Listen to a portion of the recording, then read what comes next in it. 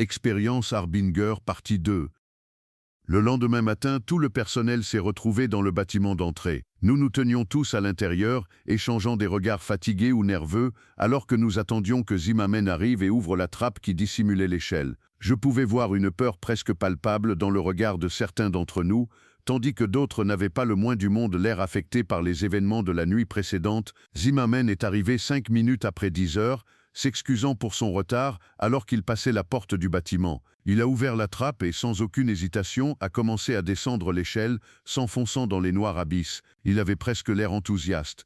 J'ai été le premier à suivre Zimmerman dans sa sombre descente dans l'installation. J'avais l'impression que plus bas je progressais, plus l'obscurité m'enveloppait, comme si elle avait voulu m'engloutir tout entier. M'enfonçant toujours plus profondément, j'ai eu la sensation que l'endroit était différent d'une certaine façon.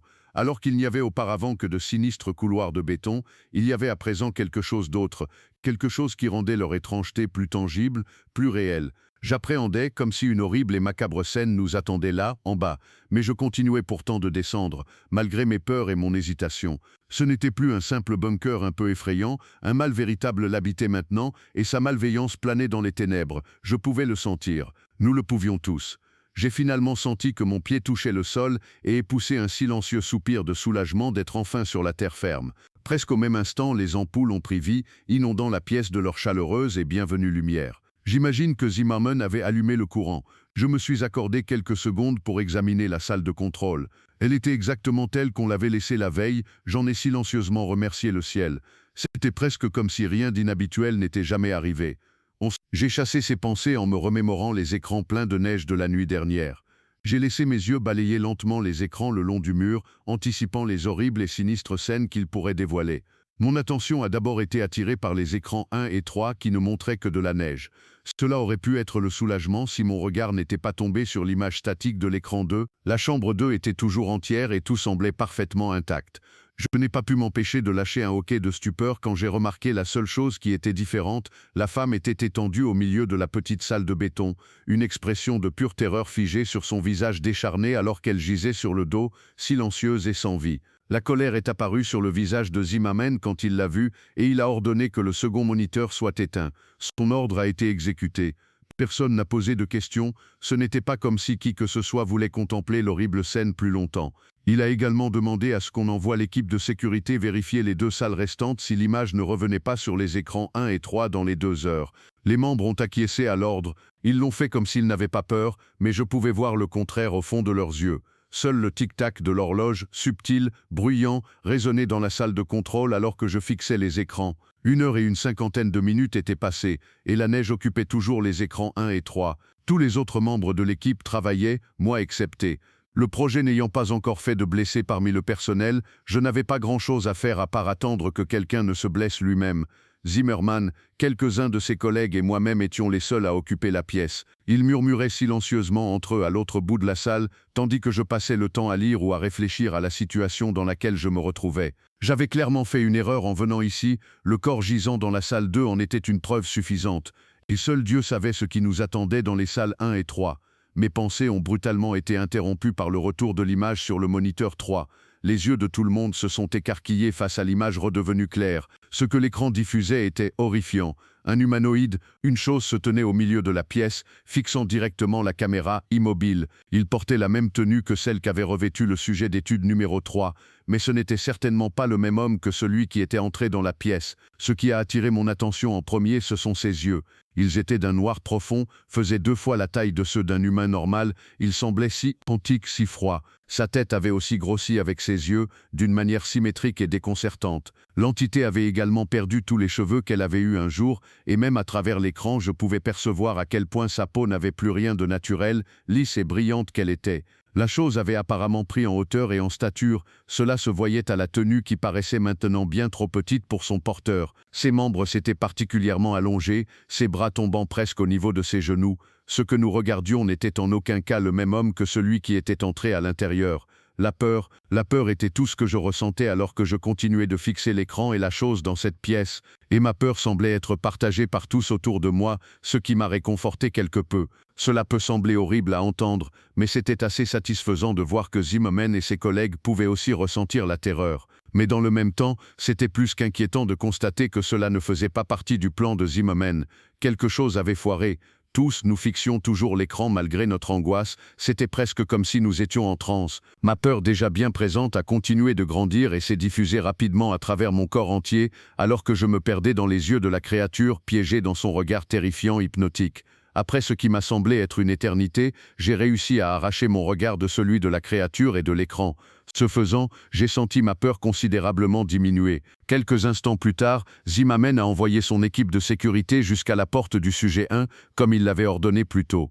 L'équipe de sécurité a obtempéré sans poser de questions, armée uniquement de matraques et de pistolets. Je me suis concentré sur la progression du groupe d'hommes à travers les couloirs sur le chemin de la salle 1, les suivant grâce aux caméras. Même à travers ces caméras de qualité pas si haute que ça, ce n'était pas difficile de deviner que ces hommes étaient effrayés par ce qui les attendait. Leur tête était baissée alors qu'ils marchaient, ils n'avaient plus la même confiance que celle qu'ils affichaient au début de ce projet. Ils ressemblaient à de petits garçons terrifiés, envoyés vers une terrible guerre. Finalement, ils ont atteint la porte. Nous les voyions parfaitement, eux et la porte, via la caméra du couloir. L'un d'entre eux a dit quelque chose à travers son talkie-walkie et a fait un geste en direction de la caméra. En réponse, l'un des collègues de Zimmerman a actionné la porte. Les hommes avaient déjà saisi leur pistolet à peine le bouton enfoncé. Doucement, la porte a commencé à s'ouvrir. Tous nous regardions avec impatience le groupe d'hommes s'approcher de la porte, leurs armes braquées vers l'intérieur. Soudainement, sans avertissement aucun, nous avons entendu un hurlement déchirant. Et alors que quelque chose jaillissait de la pièce, droit sur les hommes, l'écran s'est changé en neige. Immédiatement, on a pu entendre des cris résonner à travers les couloirs, vite suivis par des coups de feu distincts. Nous ne pouvions rien faire à part attendre. Après quelques minutes, les cris et les coups de feu ont cessé. Nous attendions, espérant, priant que la chose, quelle qu'elle soit, qui avait bondi hors de la pièce ne soit pas celle qui rejoindrait la salle de contrôle. Quelques minutes ont encore passé et 3 des hommes sont revenus, portant le corps du 4e. De larges coupures couvraient son torse et son visage était déchiqueté. On ne pouvait même plus discerner qui il était ou même s'il était humain. J'étais habitué aux images sanglantes, étant médecin, donc la masse de viande sanguinolente, de chair déchiquetée qu'il transportait ne m'a pas ému. Mais beaucoup autour de moi ont pâli et rendu leur déjeuner. Les membres de l'équipe de sécurité affichaient tous une expression vide de toute émotion, mais leurs yeux étaient encore remplis de terreur. L'un de ces hommes a finalement levé le regard vers nous, nous fixant de ses yeux écarquillés. « C'est mort », a-t-il enfin lâché, murmurant à peine d'une voix tremblante d'effroi. Plusieurs heures avaient passé. Le nom du défunt était Frank. On l'a enterré dehors, dans la froide terre d'Alaska. 2 des hommes ne présentaient aucune blessure, physique tout du moins. Le 3e était en vie, mais à peine seulement. Son corps était couvert d'entailles sanglantes et l'un de ses yeux avait été arraché de son orbite. Je m'efforçais de le stabiliser, de justesse. Les 2 autres hommes ont vaguement expliqué ce qui s'était passé. Apparemment, le sujet 1 avait sauté sur Frank après que la porte se soit ouverte. Seulement, ce n'était plus vraiment le sujet 1. D'après eux, ça avait une face horriblement crispée et de longues griffes tranchantes. Ils ont assuré avoir tiré plus d'une douzaine de fois avant que ça tombe enfin mort, et ils ont encore vidé quelques chargeurs pour s'assurer que ça l'était vraiment. Ce n'est que lorsqu'ils en ont été totalement certains qu'ils sont revenus. Après avoir soigné le blessé, je suis retourné vers les écrans. Même terrifié comme je l'étais par ce qu'ils pouvaient dévoiler, j'avais besoin de les regarder. Le sujet 3 était le dernier restant et j'avais besoin de le voir, d'être sûr que la créature était toujours dans sa pièce. Cela ressemblait plus à une cellule de prison qu'à une pièce ordinaire à présent, c'était cependant probablement une bonne chose. Les caméras donnant sur la pièce du sujet 3 et sur les couloirs environnants ne montraient toujours que de la neige. Personne n'a été envoyé pour les réparer ou même pour vérifier les environs. Nous avions juste à espérer que le sujet 1 était bel et bien mort. L'image du 3e écran était toujours la même que lorsque je l'avais quitté. Le sujet 3 était toujours en train de fixer directement la caméra, de nous fixer nous. Il était toujours exactement dans la même position, et s'il n'y avait pas eu de ventilateur dans le coin de la pièce, j'aurais pu croire à une image statique. D'une certaine façon, j'ai été soulagé en le voyant, soulagé qu'il soit encore dans la salle, qu'il ne se soit pas échappé pendant que personne ne regardait. Après que tout se soit calmé, j'ai remarqué quelque chose de très inhabituel. Il y avait comme un bruit étrange émanant de je ne sais où. Au début, c'était à peine perceptible, je ne l'avais entendu que grâce au silence total de l'infirmerie. Mais comme le temps passait, le son s'amplifiait lentement. Après 1 heure, il était assez audible pour que tout le monde l'entende aussi. Et après 2 autres heures, son volume avait tant augmenté que l'on a pu déterminer quel était ce bruit. C'était une chanson. L'un des membres du personnel l'a identifié comme étant Living in the Sunlight de Tiny Tim. Apparemment, son père adorait cette chanson et l'écoutait fréquemment. La musique semblait se jouer en boucle, se répétant sans cesse. Mais bien que nous avions été capables d'identifier le son, nous demeurions incapables d'en identifier la source. Nous savions que ça ne venait pas des haut-parleurs, puisque nous les avions éteints. Cela semblait provenir des murs eux-mêmes. Alors que le temps passait, la musique a commencé à tous nous rendre nerveux. Je passais le plus clair de mon temps à l'infirmerie pour veiller sur mon patient ou dans la salle de contrôle. La peur planait dans l'air, et la présence bien reconnaissable des ténèbres et du mal en était sans aucun doute la cause. Le sujet 3 n'avait toujours pas bougé, il gardait son regard fixé sur la caméra, sans même ciller. J'avais constamment l'impression qu'il me fixait moi directement, qu'importe l'endroit où je me trouvais dans la pièce. Je pense que les autres ressentaient le même effet, puisqu'ils semblaient tous beaucoup se déplacer à travers la pièce sans raison apparente. Quelques heures ont passé, la chanson était devenue si forte que l'on devait presque crier pour communiquer.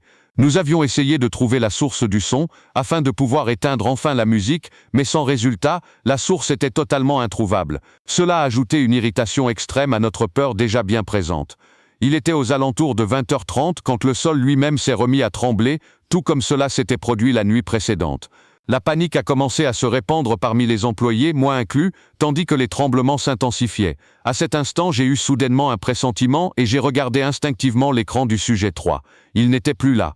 Au même moment, comme par une sinistre coïncidence, la lumière s'est arrêtée net. Et heureusement, la chanson également. Depuis le retour de l'équipe de sécurité, la panique avait lentement gagné l'ensemble des employés et Zimmerman était impuissant face à cela. Quand les lumières se sont éteintes, le calme apparent que chacun tentait de conserver a volé en éclats et la peur a étreint nos cœurs à tous. Les lumières secondaires de secours ont bientôt pris le relais et j'en ai silencieusement remercié le ciel. Les ampoules étaient faibles mais me permettaient d'y voir clair. La panique complète nous a saisis quand plusieurs de mes collègues se sont mis à hurler et à se précipiter vers l'échelle pour tenter s'échapper.